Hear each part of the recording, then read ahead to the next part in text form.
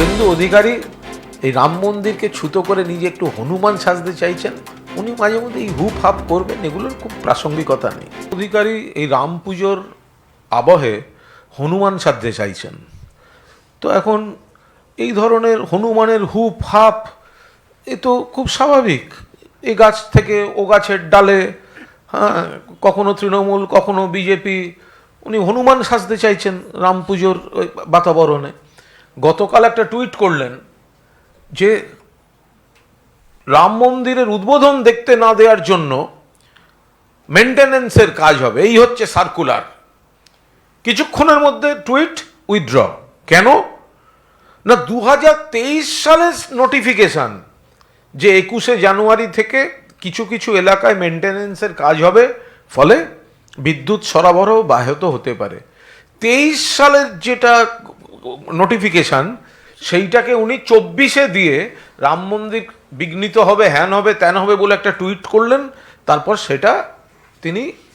সেটা থেকে সরে গেলেন, ডিলিট করে গেলেন। উনি প্রলাপ বকছেন গোটা জিনিসটা নিয়ে, নজর কাটতে চাইছেন, বিভ্রান্ত করছেন। গেছিলেন তো হাইকোর্টে মমতা বন্দ্যোপাধ্যায়ের নেতৃত্বাধীন সংহতি মহামিছিলকে আটকাতে। হাইকোর্ট তো গালে একটা ঠাটিয়ে চড় মেরে বার করে দিয়েছে। তো নানা রকম কুৎসা করেছেন, অপপ্রচার করেছেন, সেইগুলো চালিয়ে যাচ্ছেন। গণতান্ত্রিক রাজ্য, যারা মনে করবেন যেটা করবেন তারা সেটা করবেন।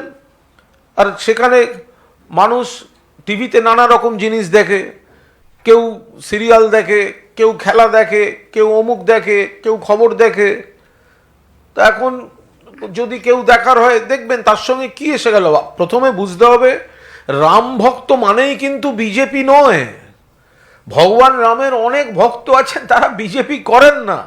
হিন্দু মানেই বিজেপি নয়। শুভেন্দু তো সিবিআই এ স্ট্যাম্প লাগানো হিন্দু, ও তো গ্রেপ্তারি এড়াতে বিজেপিতে গিয়ে বড় বড় কথা বলছে। তো সুতরাং এইসব জালি হিন্দু, মেকি হিন্দু, এরা হচ্ছে শুভেন্দু আর ভারতীয় জনতা পার্টি। আসল হিন্দু বললে তো পূজনীয় শঙ্করাচার্যরা,